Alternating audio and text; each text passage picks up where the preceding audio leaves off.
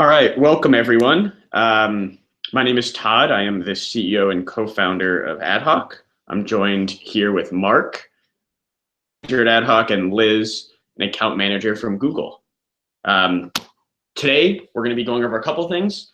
First, we'll talk about getting started and some best practices when it comes to Google Merchant Center and when it comes to Google Shopping. We're then going to talk about some priority settings hacks. This is a good way to help optimize Google Shopping campaigns. We'll then talk about some Google Shopping holiday strategies, and then we'll have a pop quiz at the end. If you have any questions throughout this webinar, please feel free to tweet at us at AdHawk, or you can shoot us an email, Todd, T-O-D-D, @tryadhawk.com, and there'll be some prizes and giveaways at the end. But again, feel free to ask questions via Twitter while we go through this. So the first thing I want to tell you guys just a little bit more about AdHawk. My co-founder and I both worked on the AdWords team at Google. We're based out in California over here. We left Google in 2015, where we joined Techstars Boulder. From Techstars Boulder, we moved to New York, where our office is based today. What AdHawk is AdHawk is a software that helps you manage and optimize your ads across Google and Facebook. So that's a little bit about us. I'll get into more of that at the end. But today I want to go through more about who our hosts are and what we'll be talking about.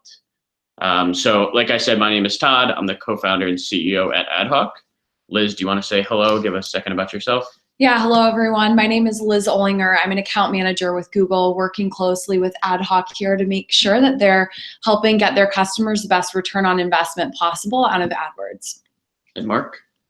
Hey guys, I'm Mark Feigen, and I'm a Google Shopping specialist and senior account manager here at AdHawk. I've been with the team for almost 2 years, and yeah, I help a lot of our clients, especially e-commerce clients who work with Google Shopping campaigns.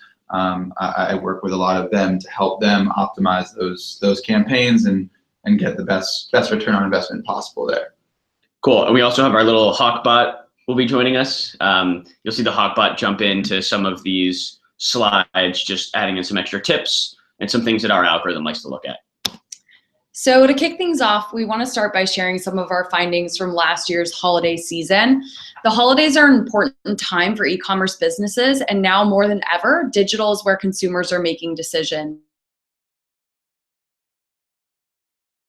Or November and December to the rest of the year, it was found that clicks on Google Shopping ads actually increased 25%, while orders and revenue from orders from Google Shopping ads increased by a staggering 50%. Clearly, e-commerce businesses have a lot to gain by ensuring customers can find them and their products while searching the internet. But making an online purchase isn't the only reason shoppers are turning to Google search. Are also turning online to influence their in-person purchasing decisions. 81% of shoppers checked if an item was in stock before coming in store in person to make a purchase. Additionally, we see 50% faster growth from local searches on mobile devices than on mobile searches overall. And what this means is that people are turning to their phones to find what they're looking for or to do research and price comparisons while they're out and about in stores.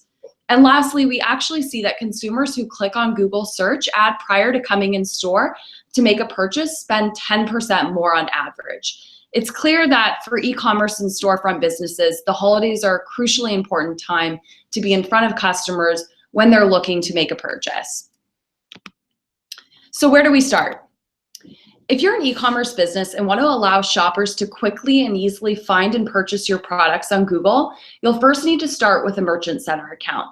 The Google Merchant Center is an online tool that allows you to upload your store, brand, and product data to make it available on Google Shopping. This is the first step required if you want to start advertising your products on Google.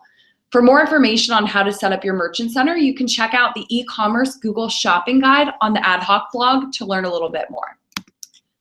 And once you've set up your Merchant Center, you'll need to upload a data feed. And your feed is your list of products and all relevant data associated with them, including price, color, size, etc. Feeds need to be updated and uploaded into Merchant Center at least every 30 days to ensure the freshest possible data. And the reason for this is that we want to make sure that you're really not paying on clicks for ads for products that are out of stock. Your feed is really the foundation of your shopping ads, so regularly updating and optimizing your feed is important in ensuring that you're getting the best return on investment possible from your shopping ads. Since creating a Merchant Center and data feed can be time-consuming and challenging for businesses, we have a few options to help you simplify the process. First, you can check out the 4 best data feed tools on the AdHawk blog to learn more about some of the companies listed here that can help, or alternatively, you can get in touch with AdHawk team to get help from their account managers who are experts in feed management and shopping. So let's dive into some of the ad types that are going to help you get your products in front of consumers while they're shopping online this holiday season. You may be familiar with Google's product ads shown here on the left-hand side. These ads show product images, names, prices that match with a very specific query on Google search, but you may be less familiar with the ad on the right. This is known as showcase shopping ads. And when creating this ad format, Google's main goal here was to help businesses differentiate their brands and highlight their unique products on a high amount of upper funnel traffic that was coming through Google. So you already have your own unique product data, imagery, and assets. And really here what we want to do is we want to help you make it more discoverable as we help you reach shoppers across more phases of that customer journey online. And as we mentioned earlier, making an online purchase is not the only reason shoppers are turning to Google. They're also looking for information and researching before making purchasing decisions. For shoppers who want to come in store to make a purchase, local inventory ads are one of the best ways to show your products to nearby shoppers who are looking for you. When shoppers click on your ad, they're going to arrive at a Google-hosted page for your store called the local storefront. Shoppers use the local storefront to view in-store inventory, get store hours, find directions, and more. So now we're going to go over some best practices when optimizing these shopping campaigns. A lot of these best practices are not just useful for Google Shopping, but they're useful for Google Search and Google Display. So the first thing you have to know is that to optimize these AdWords campaigns, you can do bid adjustments. And these bid adjustments can go all the way down to negative 100%, upwards of 300%. I'm going to talk about device bid adjustments, location bid adjustment, and ad schedule bid adjustments. But one thing to know is if you ever want to turn any of this off, so if you want to turn mobile devices off or you want to turn a specific location off, the only way to do that is to actually give a negative 100% bid adjustment. So if you look at the example here, we can increase or decrease our bids from negative 100% to positive 300% on desktops, mobile devices, or tablets. So if you have a lower conversion rate on mobile devices, you might want to decrease your bid adjustment to negative 20 or negative 30%. And what you're telling Google is, I want to spend 20 or 30% less per click if they click on us via mobile. And what that should do is help you get a better CPA.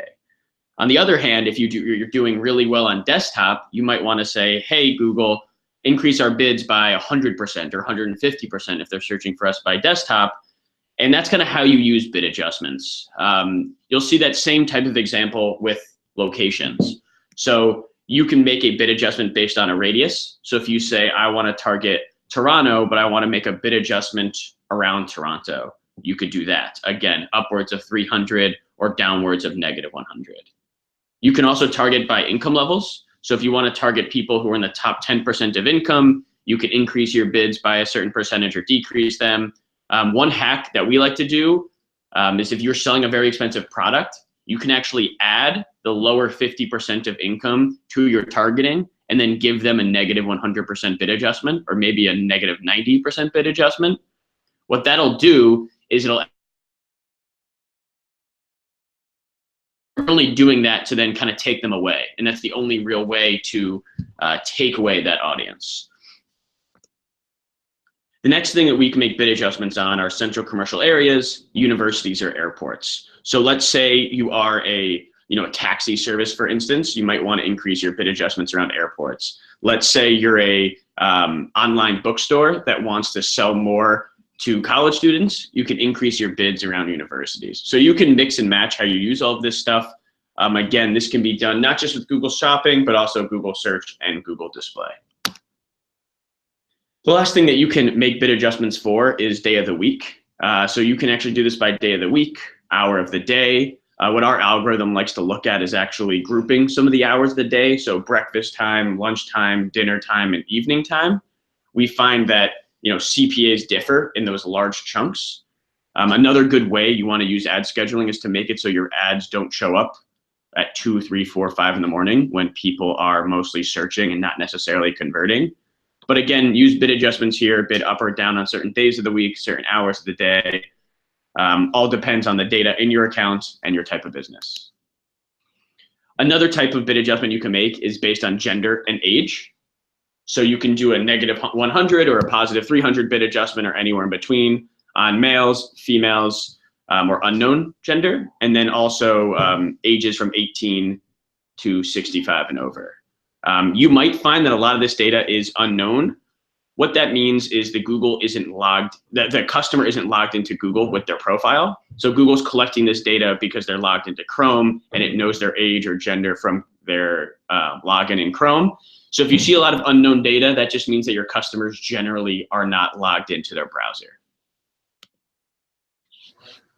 So in addition to all of the different bid adjustments and kind of the levers you can pull there that Todd just kind of walked us through, another way in which you can optimize your shopping campaigns is by kind of deciding how you want to group the products that are in your campaign. So Liz talked about the Google Merchant Center and uploading a feed there, and once you've done that, you basically can start showing, you can build out a shopping campaign through AdWords and start showing ads for all those different products in your feed. Now you can just bid on all of those products with the same bid, but obviously that's going to be pretty inefficient, and you're going to want to bid differently on different products based on the revenue you get from those and maybe the margins that you have on different products. So there's a lot of different ways you can basically group your products based on any of the based on any of the different categories and data that you've put into the feed. So you might, for example, if you carry a lot of kind of photography equipment, you might want to bid on your cameras is one product group, but then bid on your lenses as a separate product group and bid on some other accessories separately, because all of those have different values to you and to your business. You really want to try to focus on creating product groups where you would want to bid the same on all those products. So another thing that you might look at is if you have a wide range of price points in your product catalog. For example, you're selling photography equipment and some of those cameras are a lot cheaper than others, and you have some that are far more expensive. You wouldn't necessarily want to bid the same amount on all of those different cameras. So there's something called custom labels in the product feed, and what you can do there is really kind of put in any sort of information that you want about those products. But one thing we like to do is divide up your product catalog into halves or thirds based on the value of those products, and that will allow you to now group these separately and bid higher potentially on your more valuable cameras or products, and bid lower on some of the less expensive ones in order to kind of optimize your bidding that way. Now, here are just some smart tips from HawkBot that just kind of apply in general to product feeds and to shopping campaigns. You want to make sure you have really high quality images when you're submitting those in the feed. Obviously, if you're looking at the search engine results page on Google and you see 6 products that are all pretty similar showing up as product ads, they're definitely going to stand out more if they have higher quality images. And any sort of low quality blurry image is probably going to lead to a pretty negative experience for the user. They're a lot less likely to click on that. Another smart tip is to make sure that you have an all products target in your shopping campaign. So when you go through and start breaking all of your products out into different groups and setting your bids there, if you don't keep one product group that's bidding on all your products, what can potentially happen is there's an update to your feed and some of the products are no longer in the same categories or have the same attributes that you had uploaded originally. And if that were the case and they no longer fell into those product groupings that you had created, you would now no longer be showing ads for these. So in order to avoid that from happening, a best practice is to always have an all products target. You can set the bid on that product group to be, on the lower end, but this just ensures that if anything happens to your feed, or if you're adding a lot of new products that don't necessarily fit into the groupings that you already have, you'll still be able to show ads for those, and they will still fall into that all products target. And this last tip, just have an AMP-friendly website. Obviously, a lot of people are searching on their mobile devices, and a lot of your traffic for shopping campaigns is going to be coming from mobile devices. And having an AMP-friendly website that's going to load quickly, that's going to increase conversion rates and decrease bounce rates, and make sure that you're not paying money to get someone to your site and your load times are slow. And this is, just kind of an interesting tool.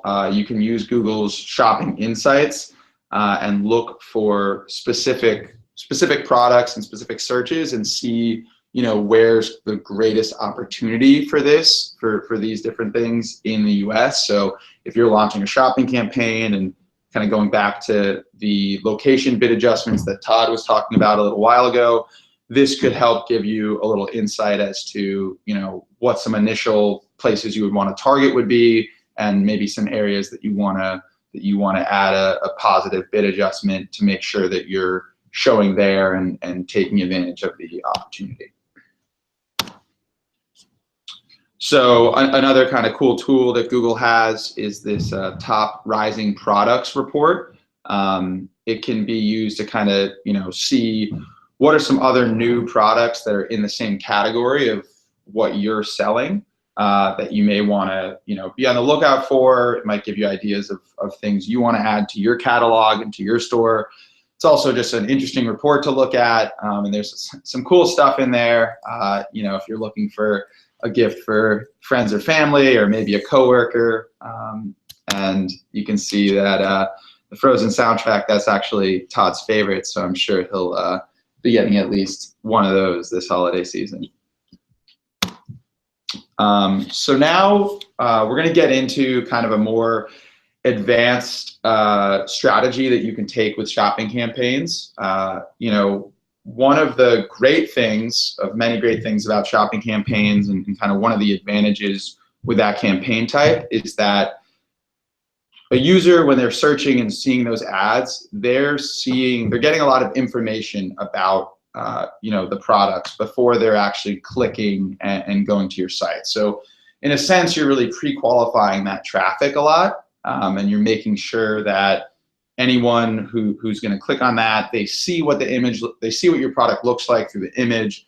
They're seeing the price. They're seeing the title of the product. So it helps kind of make sure that any traffic that's clicking on those ads and coming to your site, they have a good idea of what you're selling and what the price is, and that's going to lead to better conversion rates and really better performance overall. One of the kind of challenges with shopping campaigns is that it's different from search campaigns where you're bidding on specific keywords and controlling your bids at the keyword level. With shopping campaigns, you're bidding on products. Now, for certain products, there are many different keywords that could trigger a product showing. So to look back at our camera example, if someone searches camera, that could trigger your ad showing. And if someone searches a very specific long tail keyword, that has the brand and maybe the specific model number of your camera, you're bidding the same on those two searches, but obviously the second one is that person knows a lot more what they're looking for and is probably a little more qualified traffic and farther down that purchase funnel. So yeah, so this is the bad news. There's no keyword level bidding in Google Shopping campaigns, but there is some good news, and that's that we discovered a hack, and there is actually a hack that you can take advantage of to control how much you're bidding in Google Shopping a little bit more similar to how you'd see in search campaigns with keywords. So what are priority settings? It's a setting that you can adjust for your shopping campaigns. It doesn't exist for search campaigns or display. It's only a shopping campaign setting. And there's three. There's low, medium, and high. And what these settings do is basically tell Google that if you have a product that's appearing in multiple campaigns and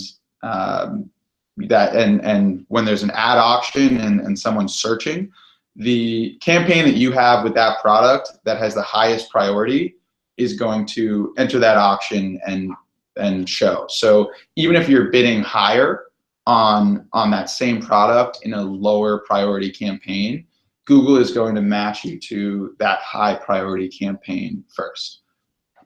Now, you can see this is where you'll find the priority settings in the AdWords interface. It's under like shopping settings advanced, so you may have to click on that to expand that, and you might not see that initially when setting up a shopping campaign, but it lets you basically tell Google, this is a low priority campaign, this is a medium or a high priority campaign. And so HawkBot here is telling us by using the priority settings in a Google Shopping campaign and also leveraging that with negative keywords and negative keyword lists, we can actually create a shopping funnel that will let us bid on searches and types of searches a lot more similar to how we're doing that in a search campaign where we're bidding on keywords. Now, how exactly do we do this? So I think the easiest way to kind of understand how this priority settings hack works is to look at a specific use case. So let's look at Simple Sam's Sneaker Shop. Now, Sam, he sells Nike sneakers, and he wants to make sure that he is, not wasting all of his budget on general kind of vague searches like shoes, and that he is capitalizing on searches that are much more specifically relevant to what he is selling. So a search like Nike Lunar Glide basketball shoes. That's obviously a lot more specific, and he knows that that's relevant, whereas shoes is relevant, but someone searching shoes could actually be looking for any number of styles and brands, and it might not be a Nike shoe at all. So normally the way that shopping campaigns would work is someone would search for shoes or Nike Lunar Glide basketball shoes. Sam is eligible to show for both of those, and he's potentially paying the same amount per click for both of those searches. But we know that one of these searches, the longer tail, is obviously a lot more specific and more likely to lead to a conversion than just shoes. So the way that we would structure this account and the way that we would build out the shopping campaigns here is we would break it into 3 separate campaigns. So the first campaign would be for kind of generic, non-branded traffic. And this we would set the priority for this campaign to high, which I think is a little counterintuitive and kind of goes against what you would think, but we'll walk through it and kind of explain how this makes sense. So this first campaign, priority level high, and we are adding negative keywords for things like running, basketball, and Nike. So negative keywords around the type of shoe that it is, and also around the brand of shoe that it is. And in this campaign, we want our bids are going to be set relatively low, and that's because we kind of expect the conversion rates to be a lot lower for this kind of generic non-brand traffic than we do for some more specific searches. Now, campaign number 2, this is the specific non-brand campaign, and the priority here is going to be medium priority. So now we're going to have negative keywords for the negative keyword here is going to be Nike, and that's basically going to prevent any branded traffic from reaching this campaign. And we're going to bid a little bit higher than the generic non-brand campaign, so relatively a medium level bid, and we expect the conversion rates here also to be medium. They're going to be better than the generic non-branded traffic in that campaign, but not quite as good as if someone was searching specifically for Nike running shoes, right? So this campaign is going to get traffic like running shoes and basketball shoes and things like that, and we expect that to convert better than the generic traffic, but not quite as good as branded. And the final campaign is the branded campaign. This priority level is low, which I know, again, can seem counterintuitive, but you'll kind of see how this all fits together in a second. Now, we're not going to have any negative keywords here. Obviously, you may have some negative keywords to avoid irrelevant traffic of searches you're seeing, but in terms of the funnel hack that we're talking about, you won't have any negative keywords at this campaign. And your bids here are going to be the highest of the 3 campaigns. And that's because we expect that the conversion rates on this sort of traffic are going to be the highest of the 3 campaigns. And because of that, we're going to want to bid higher on this traffic and pay more. We're willing to pay more per click when someone is searching something like Nike Lunar Glide size 8 men's running shoe, for example. So to show you kind of a recap of how this would work, when someone searches for a generic term like shoes, Sam, he doesn't want to spend that much on this search because the search doesn't really tell him that this person is very qualified and is really looking for what he's selling. But he does still want to show up for this, right? Because some people are searching for shoes and they are looking for Nikes. So that's going to that kind of traffic is going to match to the generic non-brand campaign that has the highest priority. Now, if someone searches for basketball shoes, now Sam knows, this person knows a little bit more about what they're looking for. And still, he doesn't know that they're specifically looking for Nike, but we expect this person is maybe a little further down the kind of purchase funnel. And Sam's willing to spend a little bit more for this search. So when Google goes to kind of match the highest priority campaign to this search, basketball shoes, it sees that there's a negative keyword there for basketball, and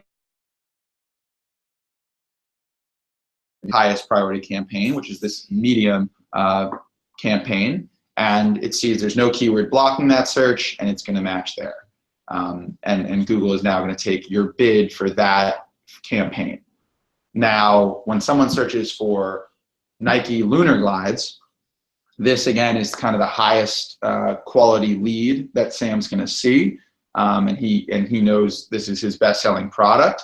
So he's willing to set a pretty high max CPC and bid higher here to make sure that his ads are showing. So when someone searches Nike Lunar Glides, the Nike keyword as a negative keyword is going to be on the high priority generic non-brand campaign. It's also going to be at the medium priority non-brand campaign. So Google won't be able to match this search to either of those 2 campaigns. And now Google is going to get to this low priority branded campaign, see that it can match there, and it's going to serve one of Sam's ads from this campaign, which is going to have a higher bid and therefore kind of ensure that his ad is showing there. And this is just kind of like a visual representation of how this would work. So, you know, campaign, you can see you have the running, basketball, and Nike. Those are all your negative keywords, and you're bidding pretty low there. Your medium priority campaign, the negative keyword there would be Nike, and your bid there is also medium, you know, higher than the first campaign. And then your low priority campaign, you're not going to have any negative keyword here, and your bid here is going to be the highest of the three. And yeah, you can see kind of how when someone is searching, Google will try to match to the high priority first. If it's getting blocked by a negative keyword, it'll go down to the medium, and if it's still blocked, it'll go to the low. And in this sense, your traffic will be funneled kind of to between the three campaigns, and you can bid more closely to the intent and you know, how qualified you think that search is than you can if you just have one shopping campaign and you're not using this priority settings funnel hack that we like to use. So there is, I know this is kind of a lot and might be difficult to follow along, especially if you've never seen some of this stuff before. So there is a downloadable infographic on the AdHawk blog. You can definitely go check that out. And if you're looking to take advantage of this strategy and try it for the first time, I definitely recommend it. It'll help you kind of step by step go through the process and get everything set up properly for using these different priority settings. So yeah, now I think we're going to jump into a couple strategies specific to the holiday season. You know, we went over some best practices and the priority funnels hack. Those obviously will help you in the holiday season as well, but I think there are some things specific to this time of year that people should be taking advantage of. So one thing to keep in mind, you know, when managing your Google AdWords accounts this time of year is just a calendar of when the big days are. So it's good to know, obviously, when Thanksgiving is, not just so you remember to go home and eat dinner with your family, but also because the day after that is Black Friday, which is kind of when the holiday season really kicks off. And then Small Business Saturday, Cyber Monday, that whole weekend is really big. It's good to know when Hanukkah falls because that can vary each year. And then just obviously knowing when Christmas is, knowing when your kind of free shipping deadline is, and then of course kind of after Christmas looking at you know, when people are looking for deals then. It's really good just to have this in mind and also to look at you know, how your campaigns performed last year if you have that data on these different days to kind of prepare your strategy for this year.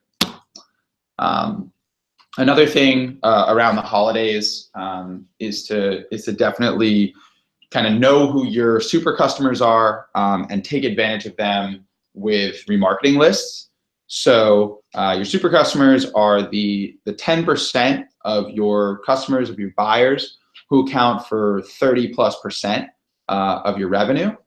And you know, these are obviously your highest quality customers. They come back again and again.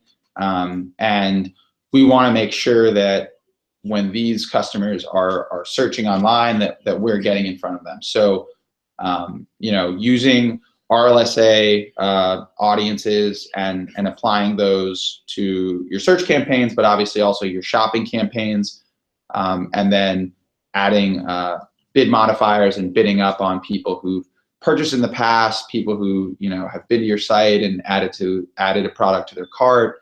You're going to want to make sure that you go through your account, check to see that you have these RLSA audience lists applied, and take advantage of these kind of super customers and make sure that you're not missing out on them and losing them to some of your competitors who might be bidding higher than you.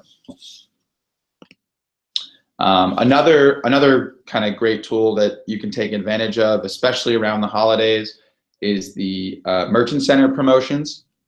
So Google already will dynamically show different kind of promos or different specials with your shopping ads. So if your product, if you offer free site-wide shipping, Google may call that out in your shopping ad, and they'll also call out like price drops. You know, if your product is selling at 20% cheaper than it generally is, they'll show that alongside your shopping ad as well. And those are automatic and those are free and will show up kind of automatically. Merchant Center promotions lets you kind of show specific promos that you may be offering on your site. So it's a free feature. It's through Google Merchant Center. And to use that, you just have to fill out an interest form, and then you'll be qualified to start creating those. And you can create them right through the Google Merchant Center. And you can include, if you have a promo code that someone needs to use, you can include that there. And it can really work for any number of promotions you're running, like free gift with purchase, buy one, get one free, 20% off, anything like that. So it's a great way to kind of make sure that your shopping ads are standing out against the competition. And you can kind of see in this image here, a bunch of different headphones, but if one of these has a special offer, it's a lot more eye-catching, and customers are a lot more likely to take a look at that. So just some kind of parting words of one is just to use last year's data to drive this year's strategy. So we talked about looking at the calendar, knowing when specific holidays and the kind of big shopping days are falling. If you have data from last year, you can look at that and see what days were my conversion rates the highest, what days was my return on ad spend the highest, and make sure that you're allocating enough budget to those days and taking advantage of the fact that people are converting really well. And that's really a big way to kind of maximize the best performing days for your business during the holidays. Another thing we talked about, RLSA audience lists, making sure that you're applying all of those to your shopping campaigns. And then another thing is just making sure that your product feed is up to date. Liz talked about some different feed management solutions, some of the ones we really like.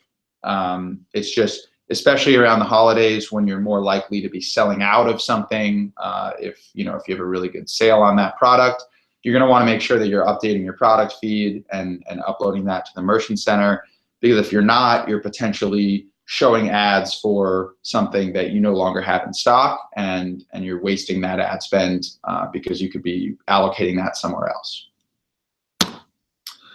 So now I think we're on to the pop quiz, which we told you about at the beginning. So it's not really a pop quiz, but if you want to tweet us the answer for any of these questions, you can win a free pair of AdHawk socks. They're really cool. We all wear them to the office every day.